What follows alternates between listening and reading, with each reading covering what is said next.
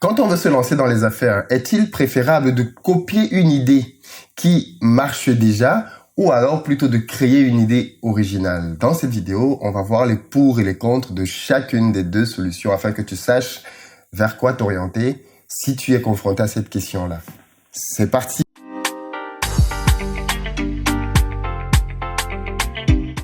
Salut, moi c'est Philippe de Investir au pays. Au travers de cette chaîne, j'accompagne la diaspora africaine dans l'entrepreneuriat et dans l'investissement. Donc si l'une de ces deux thématiques t'intéresse, je t'invite sans plus tarder, toi aussi, à poser tes deux premiers pas pour te rapprocher de tes objectifs business. Le premier consiste à t'abonner à cette chaîne et à activer les notifications, la petite cloche, afin d'être informé de la parution de nos 5 vidéos hebdomadaires, le lundi, le mercredi et le vendredi à 7h du matin, mais aussi le mercredi soir à 20h et le dimanche après-midi. L'idée, c'est que le contenu de cette chaîne puisse t'aider à devenir meilleur entrepreneur. Tu apprendras au travers de mon parcours, de mes erreurs, mais aussi de celles de mes invités, comment devenir un entrepreneur à succès. La deuxième chose que tu peux faire, c'est aller dans la barre de description et cliquer sur le lien pour recevoir gratuitement le petit livret que j'ai écrit, intitulé 10 bonnes raisons de devenir entrepreneur. C'est un tout petit livret qui se lit rapidement et qui va te permettre de te bâtir un bon état d'esprit afin de t'aider à te lancer, toi aussi, dans les affaires. Alors, je te rappelle juste pour l'une des toutes dernières fois que tu peux encore aller réserver rapidement ta place pour la conférence de ce samedi à Paris, le 6 avril, afin de pouvoir venir te former avec nous pour lancer un business qui va marcher en 2019. Donc, si tu veux créer quelque chose en 2019 et que tu es à Paris ou aux alentours, dans les pays aux alentours, n'hésite pas à venir le 6 avril pour te former avec nous, bâtir ton réseau business et te donner les moyens de pouvoir réussir cette année. Aujourd'hui, je voudrais parler d'une thématique très importante, celle de l'idée. Tu sais, je pense que le domaine des idées en business est un domaine qui fait beaucoup couler d'encre parce qu'en fait, c'est vrai qu'une bonne idée peut changer complètement ta vie, hein, clairement. Si tu dans le business, du moins, quand tu as une bonne idée, tu peux révolutionner le monde. Mais dans le domaine de l'entrepreneuriat, il y a deux catégories. Il y a les créateurs, c'est-à-dire les innovateurs, ceux qui créent quelque chose qui n'existait pas du tout. Et puis il y a les autres. Les copieurs, d'accord?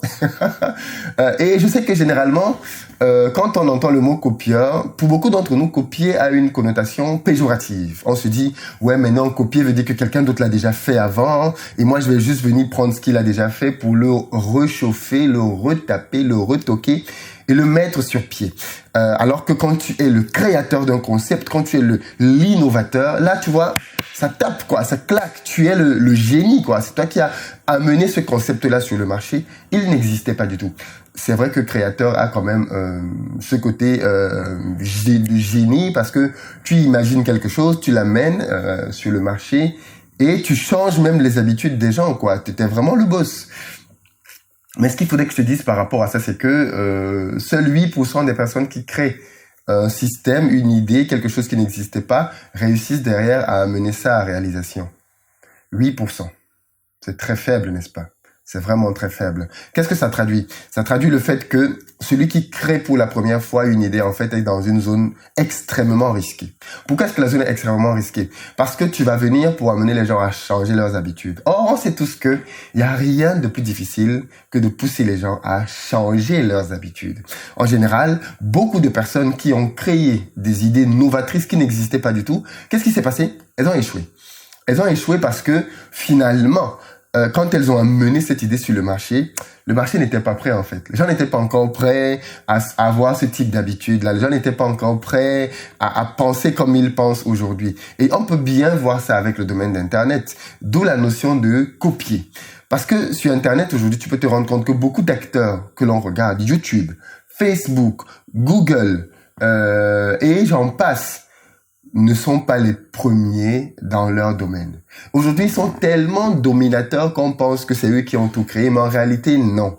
Avant ces entreprises-là, d'autres avaient créé justement le système, mais ça n'a pas marché. Ça n'a pas marché parce que les gens n'étaient pas assez avancés. Prenons le cas de Google. Google n'est pas le premier moteur de recherche. Il y a d'autres moteurs de recherche qui existaient avant Google. Mais ces moteurs de recherche-là se sont juste fracassés. Pourquoi? Parce qu'ils se sont créés à un moment là où les gens n'étaient pas encore fans d'Internet. Il n'y avait pas encore assez d'utilisateurs d'Internet. C'est-à-dire, eux, ils ont compris très tôt que, mais si quelqu'un vient sur le net, avec toutes les informations qu'il y a là-dedans, il peut avoir besoin d'un moteur de recherche. Ça va lui permettre de pouvoir chercher, rien qu'avec des mots-clés, l'information dont il a besoin. Donc, ils se sont naturellement lancés là-dedans. Ils sont plusieurs. Mais comme il n'y avait pas assez d'utilisateurs Internet, à l'époque où ils se sont lancés, ça n'a pas marché du tout. Google est venu derrière, avec toujours la même idée, parce que Google s'est dit, non, cette idée, il y a du potentiel derrière. Mais Google a fait quoi? Il a adapté en se disant, OK, on a de plus en plus d'utilisateurs, mais qu'est-ce que les gens qui vont dans ce système-là ont souvent comme plainte? Ben, les gens se plaignent souvent du fait que les recherches qu'ils trouvent ne sont pas assez précises, que les sites sur lesquels ils sont orientés ne sont pas assez pertinents, que le temps de recherche est souvent assez long, ainsi de suite, ainsi de suite, ainsi de suite. Donc, du coup, Google a amélioré son moteur de recherche en ayant des recherches beaucoup plus pertinentes, avec une rapidité beaucoup plus accrue et des sites avec des informations beaucoup plus efficaces. Donc, du coup, tu peux le constater encore aujourd'hui, il y a d'autres moteurs de recherche qui existent. Tu as Bing, tu as Yahoo et d'autres. Mais quand je fais une recherche sur ces systèmes-là, jusqu'à présent, les résultats des pages que ces moteurs-là me donnent parfois ne sont pas très pertinents. Et on est en 2019. Alors que quand tu vas sur Google et que tu tapes le même mot, ben, tu as des trucs très pertinents qui arrivent, quoi, dès la première page. Donc, tu te dis, jusqu'aujourd'hui, l'algorithme de Google est beaucoup plus puissant que les autres. Mais à la base, Google n'a pas créé cet univers-là. Ceci pour te dire quoi? Pour te dire que si tu veux créer un business, n'essaie pas d'avoir l'idée qui va impressionner les filles, d'accord? N'essaie pas d'avoir l'idée qui va claquer. Tu vas dire, ouais, je suis l'entrepreneur du quartier, je suis le nouveau boss. Moi, j'ai créé une technologie là et tout. On va changer le monde entier. 8% seulement réussissent, d'accord? Et pourtant, quand on prend une idée qui existait déjà et qu'on la customise ou même qu'on la reproduit simplement, on a beaucoup plus de chances de réussir. Voilà pourquoi je conseille souvent aux entrepreneurs de beaucoup voyager. Parce qu'en voyageant, qu'est-ce qui se passe? Tu vois ce qui se passe en Côte d'Ivoire, tu vois ce qui se passe au Bénin, tu vois ce qui se passe au Kenya, tu vois ce qui se passe en Tanzanie, tu vois ce qui se passe en Zambie, au Zimbabwe, en Afrique du Sud, tu vois ce qui se passe au Maroc, ainsi de suite. Et tu te dis, ah ouais, ça peut marcher chez nous. Ça peut marcher dans mon pays. Ça peut marcher dans ma ville. Ça peut marcher dans mon secteur. Et je vais aller essayer d'implémenter ça. Tu copies l'idée, tu arrives chez toi et tu l'adaptes un tout petit peu en fonction des spécificités, bien évidemment, de ton pays, de ton quartier, de ta zone. Et peut-être que tu es assis là sur quelque chose qui va marcher énormément. Il y a la mauvaise copie. Ça, je vais en parler, bien évidemment. La mauvaise copie, c'est la copie qui se base sur le fait que, ah, le voisin fait ça et ça marche, donc je vais faire ça aussi. Ça, c'est l'une des très mauvaises copies. Parce que tu ne vas pas appliquer les principes de base de la copie. La copie, c'est pas juste ça peut marcher. Quand tu vois que quelqu'un le fait déjà à côté de toi et que ça marche, en fait, tu devrais vraiment te méfier. Parce que il y a des chances que tu viennes pour discuter les mêmes clients que lui. Or, la première copie dont je t'ai parlé, c'est une copie que tu prends de loin et que tu apportes. L'autre copie, c'est celle de Google. C'est celle dans laquelle tu vois quelque chose qui a échoué, mais qui avait quand même les bonnes raisons de réussir. La mauvaise copie, c'est celle qui voit quelque chose qui marche déjà et qui se dit « Oh, il suffit juste que je le fasse pour que ça marche aussi. » Non. Souviens-toi toujours, pour que ta copie puisse marcher dans ces cas-là, il faut que tu te poses la question que Google s'est posée. Quelles sont les insatisfactions que les gens qui consomment déjà ce produit-là ont? Peut-être qu'ils ont des ruptures parce que le produit n'est pas souvent disponible. Alors tu vas te dire « Ok, le mec, il ne produit pas assez. Donc, si je commence à produire, on va juste se partager le marché à deux parce que lui, aujourd'hui, ne parvient pas à satisfaire tout le marché. » Ou alors, tu vas te rendre compte que ses clients ne sont vraiment pas satisfaits. Donc, la qualité de son produit n'est pas bonne. Donc, toi aussi, tu peux produire quelque chose qui va concurrencer son produit parce que les gens vont trouver que ce que tu proposes est meilleur. Par exemple, c'est simple, hein, tu vas dans un quartier d'affaires de ton pays et tu regardes. Est-ce qu'à midi, les gens font la queue devant un restaurant? Si les gens font la queue devant un restaurant, va dans ce restaurant et goûte ta nourriture de ce restaurant-là. Parce que tu vas te rendre compte que parfois, les gens sont juste bloqués, en fait. Ce restaurant, personne n'aime venir et faire une longue queue pour manger dans un resto. Personne. Les gens aiment venir et s'asseoir tout de suite. Donc, déjà, si les gens font la queue, ça veut dire que tu as un indicateur de ce que toi, tu peux créer quelque chose à côté qui va attirer les gens. Mais le deuxième indicateur, c'est quel est le goût? Est-ce que c'est assez bon? Est-ce que les produits qu'il propose sont assez frais? Comment est-ce que je peux faire pour me différencier de lui? Est-ce que ces produits sont bio? Est-ce que, ainsi de suite. Est-ce que ces produits sont bio? Il y a des chances que non. Si tu es en Afrique, il y a des chances que non. Donc, tu peux déjà te démarquer avec ça.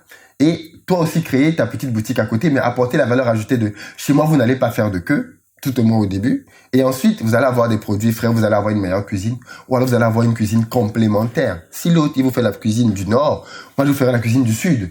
Ainsi de suite. C'est-à-dire, il faut toujours que tu sois dans l'optique de qu'est-ce que je vais apporter de plus par rapport à ceux qui sont déjà là quand tu viens dans un marché déjà concurrentiel. Il faut que tu aies une valeur unique qui fasse que toi, tu apportes quelque chose que les autres n'ont pas. Ça peut être ton cadre, hein, simplement dans ton restaurant. Ça peut être que tu vas faire un restaurant cosy, propre, avec de belles lumières, de beaucoup de choses très intéressantes, proposer une expérience plus agréable. Mais copier est une bonne chose. Moi, je t'invite à vraiment copier. Et je pense que l'une des raisons pour lesquelles les gens négligent la copie ou estiment que la copie, c'est pas bien, c'est peut-être à cause des Chinois qui sont venus en Afrique et qui sont repartis chez eux refaire la même chose. On a dit oui, mais les Chinois, ce sont des copieurs, ils copient, ainsi de suite. Oui, ils copient, mais tu as vu là où ils sont aujourd'hui, grâce à leur copie? Nous qui, donc, avons la fierté de ne pas copier, à quand est-ce qu'on va faire nos voitures en Afrique? Je parle de concevoir. Parce que la conception d'une voiture, c'est pas supposé être très compliqué en 2019. Mais quand est-ce que les Africains vont concevoir des voitures? Quand est-ce qu'ils vont concevoir des fusées? Vu que nous, on ne doit pas copier, on doit tout reprendre de zéro. Eh ben, cette mentalité-là de dire qu'on ne copie pas du tout, fait qu'au final, on ne fout rien. D'accord? On ne fabrique pas de voitures, on ne fabrique pas de fusées, on fabrique pas, alors, j'ai même parlé de voitures, je suis allé très loin, on fabrique même pas les plats, les fourchettes et les couteaux. On fabrique pas ça. On prend ça partout. On prend ça où? Chez les Chinois qui copient. Ben, écoute, il faut peut-être qu'on arrête avec ces histoires-là et qu'on se dise, on s'est trompé. L'avenir, c'est dans la copie. Commençons à copier, mais copions intelligemment. Copions ce qui va marcher et ce qui va avoir de la valeur ajoutée. J'attends de toi que tu me dises dans les commentaires, en réponse à cette question, du moins j'ai une question pour toi dans les commentaires, qu'est-ce que tu penses de cette problématique-là? Est-ce que tu penses qu'il est meilleur de créer ou alors plutôt de copier quelque chose qui existait déjà? Ton avis m'intéresse vraiment dans les commentaires. Partage-nous ça afin qu'on puisse tous en être édifiés. Bien évidemment, comme d'habitude, si la vidéo peut aider quelqu'un à se lancer ou à améliorer son business, n'hésite pas à la partager. À très bientôt sur la chaîne.